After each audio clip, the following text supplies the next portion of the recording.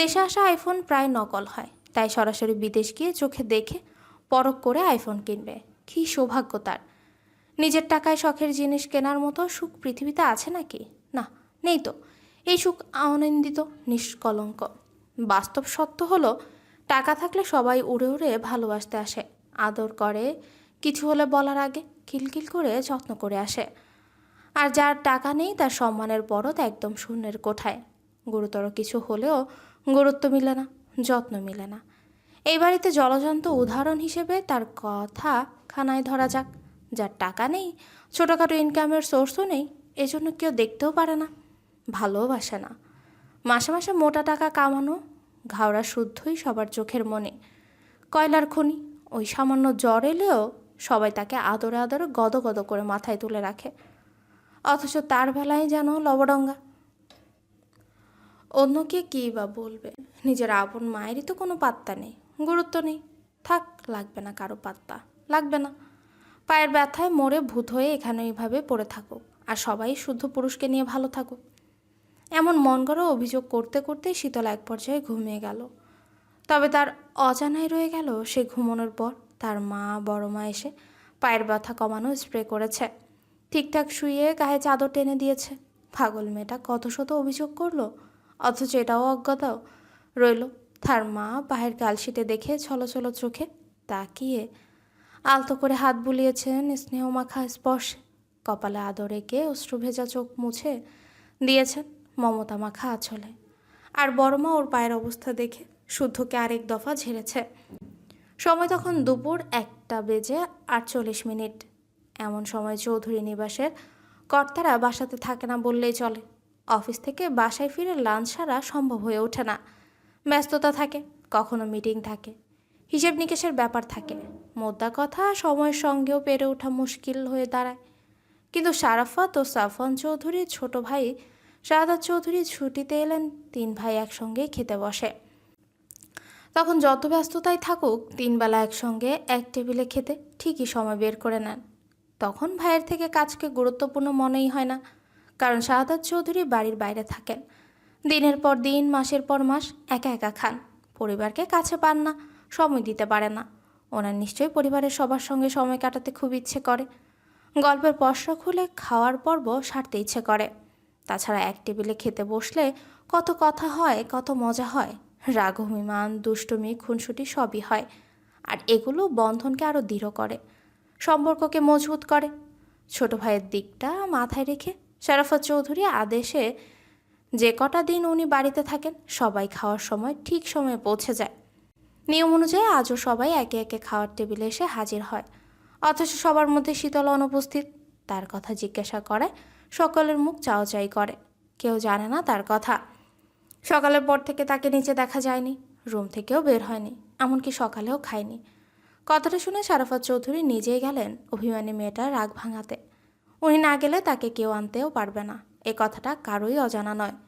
বাবাকে যেতে দেখে শুদ্ধ বিরক্ত হয়ে তাকাল। এত আহ্লাদে আরও ফাজিল হয়েছে সে।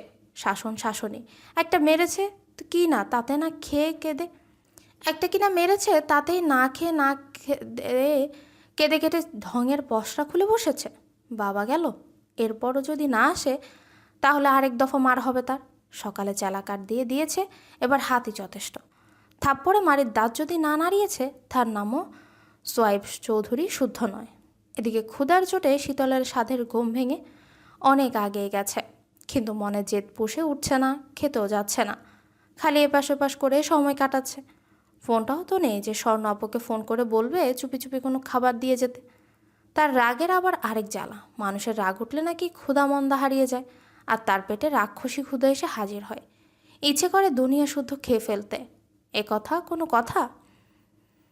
এমন হলে রাগ দেখাবে কি করে? আর রাগ না দেখালে বোঝাবে কিভাবে সেও বড় হয়েছে? তাকে যখন তখন মারা যাবে না, বকাও যাবে না, কিন্তু কেউ খেতে তো ডাকছেও না। কেন? কিছুক্ষণ আগেই তো বাবা, মেজচাচু, বড় মা, শকাপু ডেকেছিল, সে রাগ করে যায়নি। অভিমানের পারদ আকাশচুম্বী কি না, যাবেও না, খাবেও না ভেবেই দরজা আটকে ঘাপটি মেরে বসেছিল। ঘুম ভাঙার পর তার রাগ পড়ে গিয়েছিল কিছুটা, কিন্তু তাদের ডাকাডাকি শুনে শুদ্ধ রুম থেকে বেরিয়ে খ্যাক খ্যাক করে বলেছে, এত টাকাটাকির কি আছে? খাবে না ভালো কথা, একবেলা না খেলে কেউ মরে না। ওই লাউয়ের বাচ্চা কধু এই কথাটা বলেই তার রাগটা বাড়িয়ে দিয়েছে। সে পারতো না নিজে এসে সুন্দর করে ডাকতে? একবার বললে কী বা হতো, সরি আর মারবো না, খেতে আয়। কিন্তু সে উল্টো তেরা কথা বলে রাগ চড়িয়ে দিয়েছে। মেজাজের উপর কেরোসিন ঢেলে আগুন জ্বালিয়ে দিয়েছে। তখন থেকে তার মেজাজও চাঙ্গে উঠে আছে। আপাতত বিশ্রী মেজাজ ঠান্ডা করতে শাওয়ার নিয়ে এলো সে। দুটোকে বকা চলমান রেখে ভেজা চুল মুছতে মুছতে কে যেন নাক করলো রুমের দরজায়। খ্যাক করে উত্তর দেওয়ার আগে ভেসে এলো বড় বাবার গলা। সে জলদি দরজা খুলে দেওয়া মাত্রই শারাফাত চৌধুরী স্নেহমাখা হাসি উপহার দিলেন। শীতল সব রাগ ভুলে গেল। অভিমানের পারদ গেলেও চুরচুর। এই মানুষটার প্রতি একটু বেশি দুর্বল সে। ওনার কোনো কথা ফেলতে পারে না, কারণ বাবাকে সে কতদিন কাছে পায় না তো বললেই চলে। যখন বাবাকে প্রয়োজন হয় এই মানুষটাই তাকে আগলে রাখে, ভরসা দেয়, সাহস যোগায়। এমনকি পৃথিবীতে আসার পরপর সে সবার প্রথম কোলে চড়েছে এই মানুষটারই। ওর বাবা তখন কোনো একটা মিশনে গিয়েছিল। এমনিতেও সে জানে উনি সবার থেকে তাকে একটু বেশি ভালোবাসেন, কারণ শীতল নাকি মায়ের পেট থেকে আধমরা হয়েছিল। অনেকদিন হসপিটালে থেকে সুস্থ হয়েছে। দেখতে এত আদরে হয়েছিল, খুব সহজে তার উপর সবার মায়া পড়ে গিয়েছিল। একটু বড় হয়ে বাবার আঙ্গুল না পেয়ে বড় বাবার আঙ্গুলটাই আঁকড়ে ধরেছিল সে। বাড়ির অন্যান্য ছেলেমেয়েরা ওনার রাগি রাগে মুখ দেখে ভয় পেত, খুব একটা কাজ ঘেঁষত না, এখনও তাই। অথচ সব কিছুতেই শীতলের ওনাকেই চায়, এখনও তাই।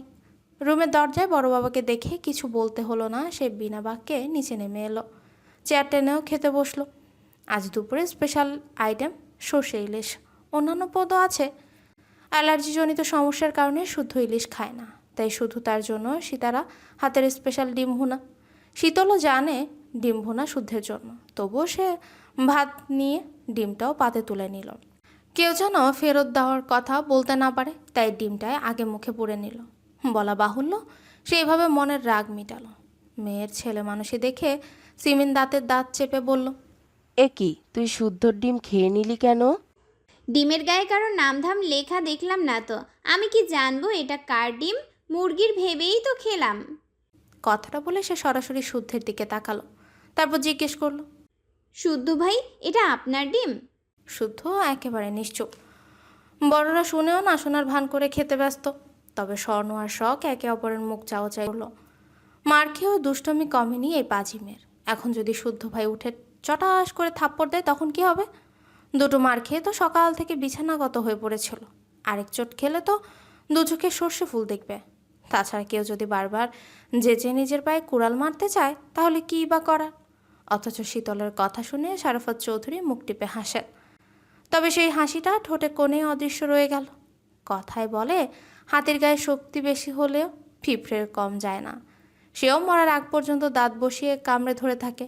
বিপক্ষ দলকে বোঝায় হেরে যাওয়ার পাত্র সে নয়। সহজে হার মানে ভিতুরা। শুদ্ধ নিজের মতো খেতে ব্যস্ত। অল্প অল্প ভাত মুখে দিয়ে সুন্দর করে খাচ্ছে সে। শীতলের কাণ্ড দেখে নির্বাক। এমনকি তার কথার জবাব দেওয়ারও প্রয়োজন মনে করলো না সে, কারণ পাগলরা তো কত কী বলে, সব কথা কি আর ধরতে আছে? বোধবুদ্ধি থাকলে বলতো না নিশ্চয়। অথচ শীতল মনের সুখে ডিমটা খেয়ে সর্ষে ইলিশ দিয়ে তৃপ্তি সহকারে খাচ্ছে। মাঝে মাঝে আর চোখে শুদ্ধের দিকে তাকিয়ে মিটি মিটি হাসছে। মুখে ভাতের লোকমা তুলে মনে মনে চিৎকার করে বলছে, এই শুদ্ধ ভাইয়ের খাওন এত স্বাদ ক্যা? বড় জায়ের ইশারায় সিমিন মেয়েকে আর কিছুই বলল না, বরং গজগজ করে তাড়াতাড়ি ডিম ভেজে শুদ্ধের প্লেটে তুলে দিল। এখন নিশিরাত। ধীরে ধীরে ঘড়ির কাঁটা এগোচ্ছে তিনের ঘরে। গাঢ় আধারে ডুবে আছে ধরণী।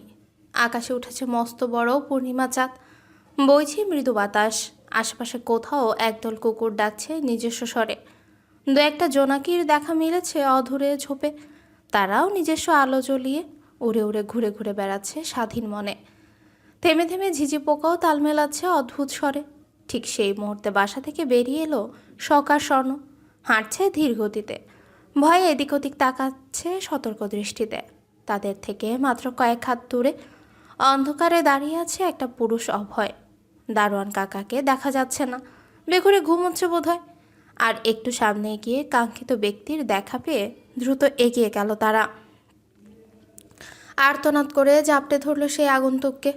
আঘাতপ্রাপ্ত শরীরে হালকা স্পর্শ যান বেরিয়ে যাওয়ার জোগাড়। তবুও আগন্তুক ব্যথাতুর শব্দ না করে নিজেকে সামলে নিল। জোরপূর্বক হাসার চেষ্টা করলো, দুজনকে জাপটে ধরে কিছু বলার চেষ্টা করলো, কিন্তু অতিরিক্ত জ্বরে কাঠ হয়ে আসা কণ্ঠস্বরে কোনো শব্দই বের হলো না। কয়েকবার শুকনো ঢোক গিলেও চেষ্টায় ব্যর্থ হলো। তাকে এই অবস্থায় হাসতে দেখে শখ কান্না ভেজা স্বরে বলে, ছোট বোনের কথা শুনে বুঝে আসা চোখ দুটো পুনরায় খুলল সায়ন। আশেপাশে তাকালো, তারপর ধীরে ধীরে বলল, আমাকে ধর বোন, মাথা ঘুরছে, হাঁটতে পারছি না, মনে হচ্ছে এক্ষুনি পড়ে যাব। ভাইয়ের কথা শোনা মাত্রই স্বর্ণ আর শখ দ্রুত তাকে ধরল। তাদের চোখে পানি দেখে সায়ন কাঁদতে বারণ করলো। ফিসফিস করে জানালো সে ঠিক আছে এবং বাড়ির কেউ জানার আগে তাকে এক্ষুনি রুমে নিয়ে যেতে। ভাইয়ের অবস্থা দেখে কেউ কথা বাড়ালো না। ধীরে ধীরে দোতলায় নিয়ে যেতে সামনে পা বাড়ালো। চৌধুরী নিবাসের দোতলার রুমগুলো বাড়ির ছোট সদস্য চৌধুরী বাড়ির ছোট্ট রুমগুলো বাড়ির ছোট্ট সদস্যদের জন্য। দোতলায় বড়রা থাকে নিচতলায়। দোতলায় সায়নের পাশেই শুদ্ধের রুম, শুদ্ধের পাশটায় শখের রুম। শখ স্বর্ণ একই রুমে থাকে। ওরা দুজন ঘুমায় একসাথে, কিন্তু শীতলকে নেয় না, কারণ শীতলের ঘুমানোর ভঙ্গিমা ভালো না। সে ঘুমের ঘোরে পাশের জনের বুকের উপর পা তুলে দেয়, ঘুমের ঘোরেই বকবক করে হাসে। পাশের ঘুমন্ত মানুষটা যদি হঠাৎ খিলখিল করে হেসে ওঠে তাহলে কেমন লাগে? আর তাছাড়া শখ আর স্বর্ণ দুজনই রাত জেগে ফোনে কথা বলে। তার এখন বড় হয়েছে, ব্যক্তিগত মানুষও রয়েছে। এসব শীতল জানলে সবাইকে জানিয়ে দিবে। এই মেয়ের পেট পাতলা, তার পেটে কথা থাকে না। অগত্যা শীতল একা একটা রুমে থাকে। তার রুমের দরজা সবসময় হাট করেই খোলা থাকে। বলা বাহুল্য, ইচ্ছে করে দরজা খোলা রাখে যাতে ভয় পেলে দৌড়ে বের হতে পারে। শখ স্বর্ণ বের হওয়ার আগেও দেখে এসেছে শীতল হাত পা ছড়িয়ে বেঘরে ঘুমোচ্ছে। কথা বলার সময় শীতলের গলাস্বর আসতে হয় না। তার ফিসফিস করা কথাও পাশের জন্য শুনে ফেলে, তাই তাকে ডাকার ভুল করেনি তারা। তাছাড়া সায়ন তাদের কল করে বলেছে যেন কেউ বুঝতে না পারে এমনভাবে বাসায় বাইরে আসতে, কারণ তারা এই অবস্থায় দেখে তুলকালাম ঘটে যাবে। যা হবে সকালে দেখা যাবে। এই মুহূর্তে তার বিশ্রামের দরকার। শরীর ছেড়ে দিচ্ছে, অসহ্য ব্যথায় দু চোখ বুঝে আসছে। তাছাড়া এবারই যে প্রথম তা নয়, এভাবে প্রায় দিনই মধ্যরাতে বাসায় ফিরে সে। আর তাকে চুপি চুপি বাসায় ঢুকতে সাহায্য করে তারই ছোট্ট বোনেরা। তারা চারজন বাইরে থেকে সিঁড়ির কাছে আসতেই হঠাৎ ড্রয়িং রুমের লাইটটা জ্বলে উঠল। অন্ধকারে কেটে আলোর মাঝে দেখা গেল সাদাত চৌধুরী দাঁড়িয়ে আছে, দৃষ্টি তাদের দিকে নিবদ্ধ। ছোট চাচ্চুকে দেখে চারজন ধরা পড়ে মাথা নিচু করে নিল। তবে মনে মনে খানিকটা স্বস্তি পেল শারাফাত চৌধুরীর কাছে ধরা না পড়ায়। ওনার কাছে ধরা পড়লে খবর ছিল তাদের। সাদাত চৌধুরী আঘাতপ্রাপ্ত সায়নের আপাদমস্তক তাকিয়ে দীর্ঘশ্বাস ছাড়লেন। ছেলেটার মাথায় হাত পায়ে ব্যান্ডেজ করা। এই ছেলেকে কতবার বুঝিয়েছেন এসব রাজনীতি না জড়াতে, কিন্তু এই ছেলে কথা শুনলে তো। শুধু একবার নয়, বারবার বাড়ির সব সদস্যরা তাকে বুঝিয়েছে এসব না করতে, কিন্তু সে শুনেনি, বরং জেদ দেখিয়ে দলনেতা হয়েছে। তার চালাপেলারাও তাকে ভাই ভাই করে ডেকে মুখে ফেনা তুলে ফেলে মিছিল মিটিং করে। মারামারিতেও দেখা যায়। যত দিন যাচ্ছে রাজনীতির সঙ্গে আরও বেশি জড়িয়ে যাচ্ছে সে। এবং আজ জানা গেছে আবু সিদ্দিক নামের একজন রাজনীতিবিদের ডান হাত সে। নির্বাচনের জন্য যত দৌড়ঝাঁপ করতে হয় করছে আবু সিদ্দিকের হয়ে। এই কথা শোনা মাত্রই শারাফাত চৌধুরী ভীষণ ক্ষেপেছে তার উপর, কারণ চৌধুরী নিবাসের কেউ সরাসরি রাজনীতিতে জড়ায়নি কখনো। সায়নী এই দুঃসাহস দেখিয়েছে। এসবের চক্করে কবে যে মার খেয়ে মোড়ে রাস্তায় পড়ে থাকে কে জানে। ভালো স্টুডেন্ট সে, রেজাল্টও ফার্স্ট ক্লাস, অথচ আবেগের বসে ভুল ডিসিশন নিয়ে ক্যারিয়ার নষ্ট করতেই রাজনীতিতে নাম লেখিয়েছে। তাকে কোনোভাবেই বোঝানো যাচ্ছে না রাজনীতি এত সোজা নয়। রাজনীতিতে টিকতে গেলে নোংরা সাফ করার সঙ্গে নিজের গায়েও নোংরা লাগাতে হয়। লয়াল পার্সন হয়ে আর যাই হোক কখনো রাজনীতি করা যায় না। করলে জান মান সহ ক্ষমতা স্থায়িত্ব থাকে না। এসব ভাবতে ভাবতে উনি এগিয়ে এলেন। ড্রয়িং রুমের দেয়ালে সেটে রাখা বড় দেয়াল ঘড়ির দিকে তাকিয়ে সময়টা দেখে নিলেন। একবার তাকালেন বড় ভাইয়ের রুমের দিকে। ওই মানুষটা কিছুক্ষণ আগেই রুমে গেছে। ছেলের টেনশনে অস্থির হলেও কাউকে বুঝতে দিতে রাজি নন তিনি। সায়ন পরশুদিন দুপুরে সবার সঙ্গে খেয়ে বের হয়েছিল। এরপর খোঁজ পাওয়া যাচ্ছিল না তার, ফোনও বন্ধ ছিল। তার ফ্রেন্ডরাও খোঁজ দিতে পারেনি। দলের চেলাপেলারা জিজ্ঞাসা করেও লাভ হয়নি। মধ্যখানে একদিন পর এত রাতে বাড়ি ফিরেছে সে। ছেলেটা বাড়ি ফিরেনি দেখে বড়দের কারোই খাওয়া নেই, চোখে ঘুম নেই। অথচ এই ছেলের মধ্যে এক ফোঁটাও অনুশোচনা নেই, খারাপ লাগার রেশ নেই। মনে মনে এসব ভেবে উনি শখ ও স্বর্ণকে সরতে বলে নিজেই সায়নকে ধরে উপরে নিয়ে যেতে যেতে বললেন, নিজের জানের মায়া না কর বাবা, অন্তত তোমার মায়ের কথা মাথায় রাখতে পারো। তাদের বয়স হচ্ছে, আর কত। সায়ন বরাবরের মতোই নিরুত্তর। রোজ এক কথা শুনতে শুনতে কানের পোকা বের হয়ে গা সহায় হয়ে গেছে। এখন কেউ কিছু বললে তার গায়ে লাগে না, খারাপও লাগে না, বরং বেহায়া মনে আনন্দ হয়। কারণ ভীষণ শখের পেশায় নিজের নাম তৈরি করতে পেরেছে সে, ক্ষমতা অর্জন করেছে। তার নাম শাহরিয়ার চৌধুরী সায়ন। রাজনীতির মাঠে তাকে শাহরিয়ার ভাই নামে পরিচিত সে। এটা তার কাছে গর্বের, অহংকারের। সাদাত চৌধুরী তাকে ধরে রুমে পৌঁছে দিয়ে সাবধানে বিছানায় শুয়ে দেন। কিভাবে এই অবস্থা হলো সরাসরি জিজ্ঞাসাও করলেন। সায়ন জানালো বিপক্ষ দলের ছেলেপেলেরা একা পেয়ে দুঘা বসিয়েছে, একা থামাতে পারেনি, কাউকে ফলস্বরূপ আদমরা হতে হয়েছে। রাজনীতি মানেই তো একদিন মারো তো আরেকদিন মার খাও, আর হে আর নতুন কি। মাঝখানে একদিন হসপিটালেও ছিল।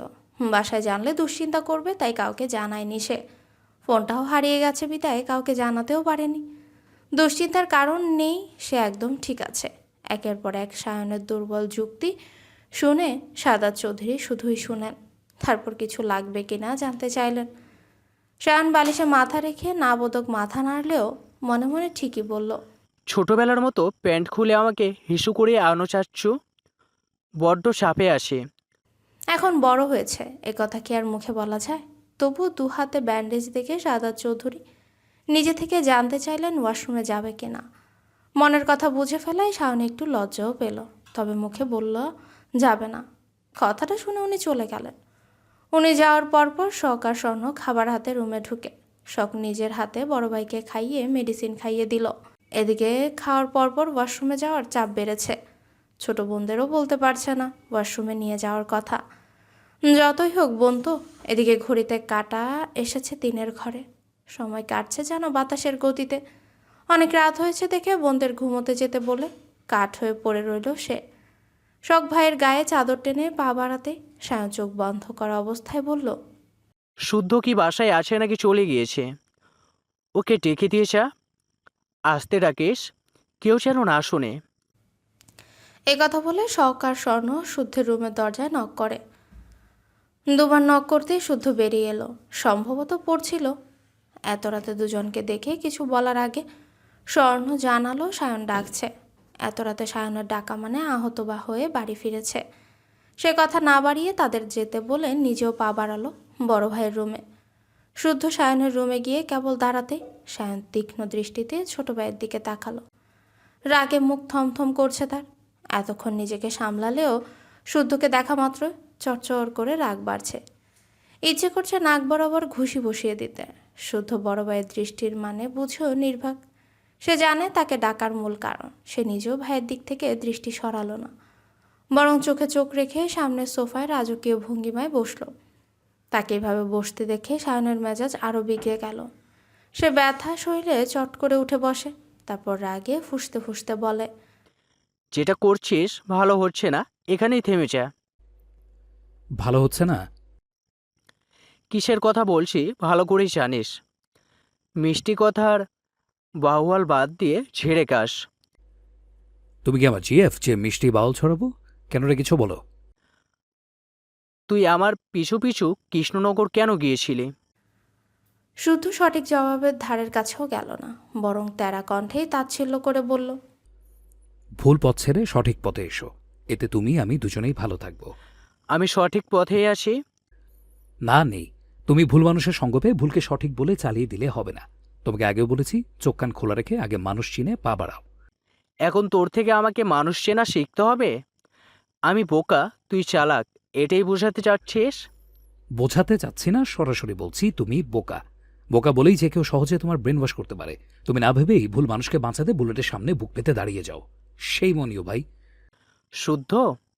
ভাইয়ের ধমক শুনেও শুদ্ধ দমল না, বরং সে আগের তুলনায় তীক্ষ্ণ সুরে পাল্টা জবাব দিল। চেঁচিয়ে সত্যকে মিথ্যা প্রমাণে ব্যর্থ চেষ্টা করে এনার্জি লস করো না। এখনো সময় আছে, মানুষ চেনা শিখে নাও, নয়তো চরম মূল্য দিতে হবে তোমাকে। আজ তোমার দলের একজনকে মেরেছি, একই কাজ করলে আগামীতে আরও 10 জনকে মারব। একজন রিসার্চার হিসেবে শুধু নাম কামিয়েছে তা কিন্তু নয়, ঘাটতেরা হিসেবেও নামটা রয়েছে আমার, আর সেটা তোমার থেকে কেউ ভালো জানে না নিশ্চয়ই।